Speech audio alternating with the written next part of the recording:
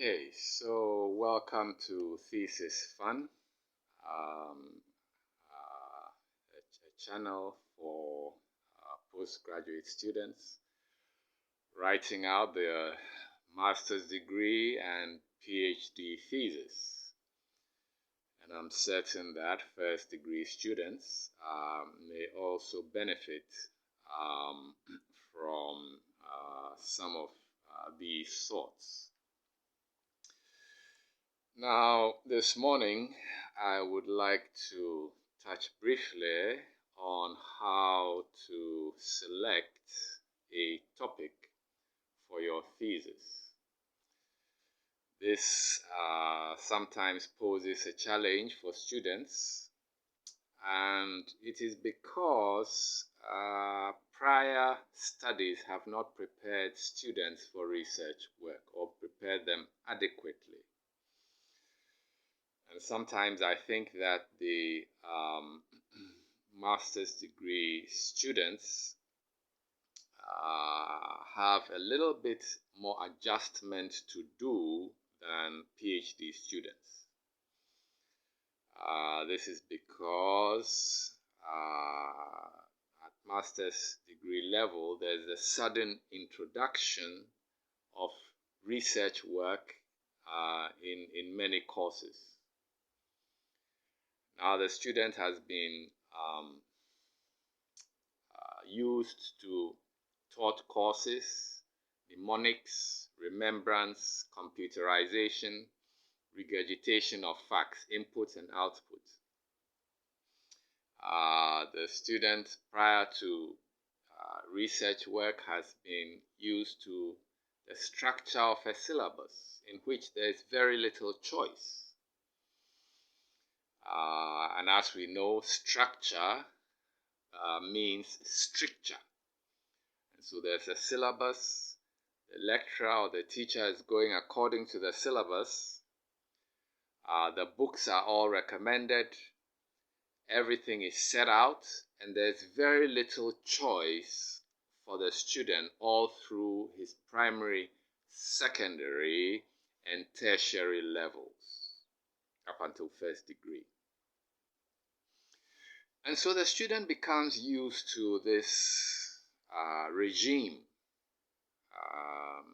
in which basically he or she does as he's told. Now, the concept of or the idea or the philosophy of research is 180 degrees opposite to the robotics and mnemonics and memorization approach that the student has been forced to be used to over the last 15, 20 years as he struggled to get his first degree. He or she is now in a completely different world where a choice is given to him. Choose your topic. And this, for some students, is a huge problem in itself. Educationally, and sometimes culturally, they have never been or rarely been allowed to make a choice. Everything has been chosen for them. All of a sudden, the educational system says you are grown up now, you're a master's degree student, you are old enough and mature enough to make a choice, and he's not trained and she is not trained to do that. And so this is the dilemma in which many students find themselves. How do I select a topic? What do I write about? What do I do? They've never had that experience. Now, I have a rather radical approach to when I'm teaching taught courses or examining taught courses, because I try to introduce the concept of choice much earlier on. And you can see the absolute confusion on students' faces. For example, instead of a set examination in which you have 5 questions, answer 3 or something like that, section A, section B, where there's very little choice, I might ask the student to choose his own examination question. Now, at first degree level and so on, and even in the third course section, this is highly bewildering. And yet this is precisely what is done in research work. That the student, the researcher, chooses his own research question. The research question is an examination question. The whole research is an examination. And in research, you choose your own question, and we examine you on how well you answer your own question. We look at the logic, we look at your method, and so on and so forth, articulation, and so on and so forth.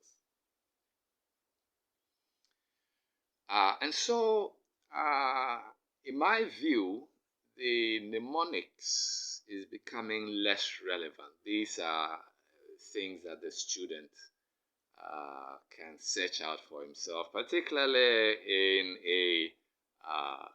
an information age, information explosion. But back to the question of how to choose a topic.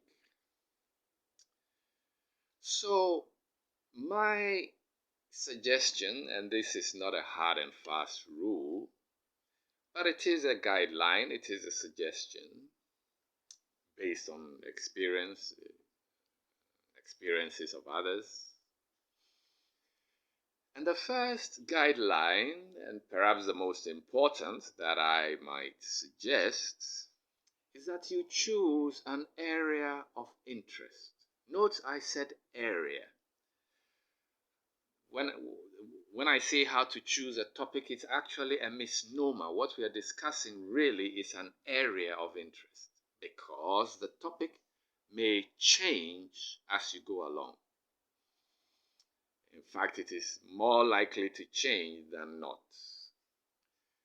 And so the question of how to choose an area, I would suggest, first of all, to choose an area of interest, an area of personal interest. You have a burning question that you want to find out. There's something that you want to discover. You wonder why others have not thought about it. There's a burning, there's a desire to find something out, some area of interest. Now, why do I say so? I say so because research is a lonely road.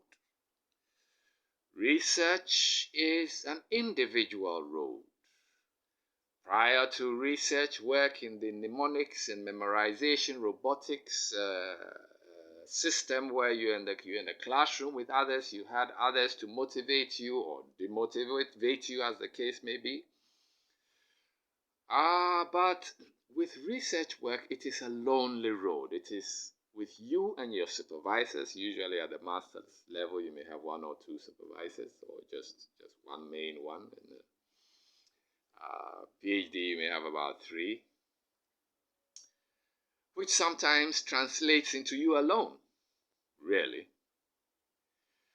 And so where you have no particular interest in a topic, it becomes a burden, it becomes difficult, it becomes a chore, And this is why I speak about thesis fun. We want to add a little bit of interest to what we do. And so my suggestion, first of all, is to select an area in which you may have some sort of personal interest. Secondly, I would suggest that you select an area which can boost your career, so that you ask yourself where you want to be in 5 years' time, where you want to be in 10 years' time. and select an area that will help you to achieve that. Sometimes students are unable to think of a topic and they just select something from midair, um, and then they struggle with it. The other reason why it is important to choose a topic that aligns with your career objectives is because of motivation. As I touched on earlier, the thesis road, the dissertation road is a lonely road. It's different from your previous experience. And being a lonely road means that it's up to you. Your supervisor is not going to chase you. Some good supervisors may do that, or let's say concerned supervisors or supervisors who want to go the extra mile. Yes, let's put it that way. But a supervisor is not obliged. It is your work, your research work, and it is you who must be active. Again, this is another difference between the computerization or memorization stage and the research stage, because in the computerization or memorization stage, there are set structures that can help to motivate you. Your supervisor said, your lecturer said, read this, do that, But here, you're all alone. And many times, your motivation is yourself. And so if you have a topic that you can see that is going to build your career, then it can be motivatory. And motivation is a very, very important element, because sometimes you get stuck along the way. Sometimes you get frustrated. Your supervisor says one day he says, well, why have you included all this in your work? Cancel it, it's irrelevant. And so you cancel it 6 months down the line. He says, why haven't you included it in your work? It can be frustrating. Sometimes the two supervisors are at loggerheads, and it's a question of ego, and you're stuck in the middle. When the elephants fight, the grass continues to suffer. It's tough. It's tough. And I'll make another video on how to manage your supervisors, because this is largely a question of human relations. It's not just simply academic, it's a question of human relations. And if you, as it were, mismanage your supervisor, it's like mismanaging your boss in industry. It's another subject which is not touched on. Mostly talk about top-down. But it's a very important element of succeeding in your thesis area. So interest and choosing a topic that can help your career. Now, what happens in real life is that you may not always find a supervisor that is interested in your particular area. And sometimes they try to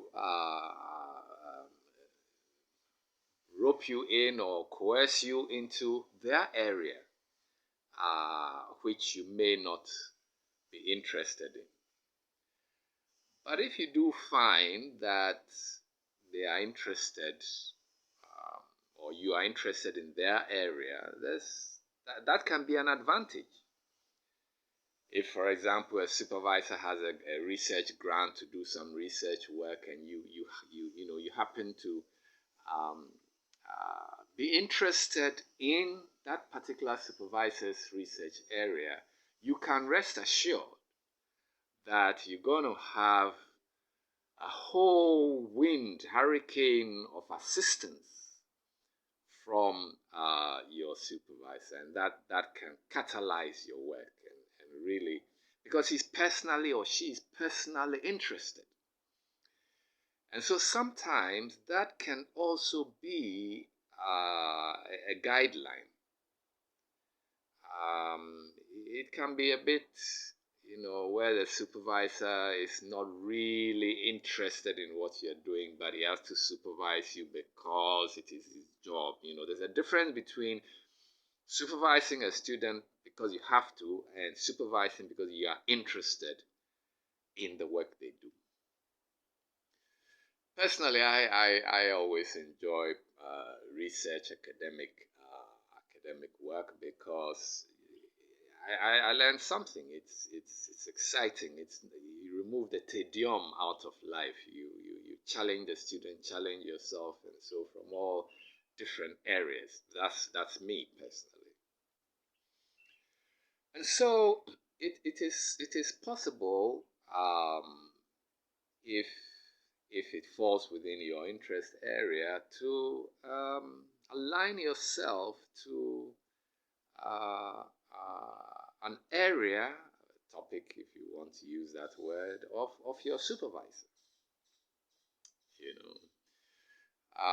So these are a few hints as to how to choose your topic. And I think these are probably the most important. Now, you can also choose your topic from other theses, recent theses. So at the end of the thesis, it is suggested that a student would write a small subtopic on areas for further research. So a student has completed his thesis recently in 2021, and at the end of his thesis, he says, well, there are these other areas of research which have not been looked at, and that can also provide a clue for you, a kind of guideline. You may find a relevant topic in there. Now, it is very important also, in my view, to choose the topic from the research gap. The research gap must be a guideline. So I advise starting point of thesis writing is not actually a topic, but rather a research gap, an area. You can choose an area, and within that area, carve out a research gap. And so the research gap can then adequately inform the topic. I would call the topic fluid, whatever provisional, because it may change as your research progresses. Typically, students who graduated from a memorization system and a generalization system. A first degree is a general system, and so you have graduates who are still thinking in general terms. And that is the idea of research, to help to shape the mind and make it a little bit more critical, a little bit more specific, a little bit more specialized. So that when we call you a master of an area, you really truly are a master in that area. And this must also form part of your motivation, so that you should be able to see yourself more or less as a consultant in the area. It's in some respect. So that whatever area you choose, you should be aiming towards becoming more or less a consultant. So that when so that you are a master of that particular area. If anyone wants information about that, guidance, anything to do that area, you are aiming to be the top dog, as it were, the lead man in that area, known as the lead person in that area. And that is the idea of postgraduate courses, master's degree courses, PhD courses. So when we call you a master in that area, you are aiming to be a consultant. And once you prove that you are worth your salt, you have knowledge in the area, opportunities begin to show themselves. And so for those students who are so smart, who think that they are so smart, and simply pay someone else to do their research work for them, you will find that you have cheated your own self. Because when people are looking for consultants and people who are experts, you may be able to fool one or two clients. You may be able to fool your boss at work, but in time, it will show. You call yourself a master's degree holder, but in actual fact, you talk like a generalist. Nothing shows you've been through the rigor and the training of a master's degree, PhD course. And it will begin to show. And institutions and workplaces can easily find excuses to get rid of people fakes, as you have made yourself to be. So if you are watching me today and you have done that, fortunately it's becoming a trend, I would advise you to go through the training again.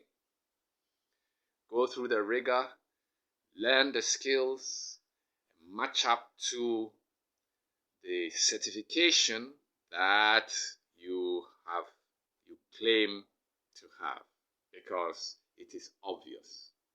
If you say you have it, you don't have it, it is very, very obvious, and it will certainly show. You have to make a presentation, and it's all over the place. As to write a report, and even your grammar is difficult. So the training is more important than the piece of paper at the end. You must realize this. It is the training, because at the end of the day, that is what clients are looking for. That is what businesses are looking for, and so on and so forth. So anyway, these are just a few tips, hints. I hope they're helpful. Drop your comments, questions, critiques in the comments section below. And like if you like, and we'll chat again soon. Thank you.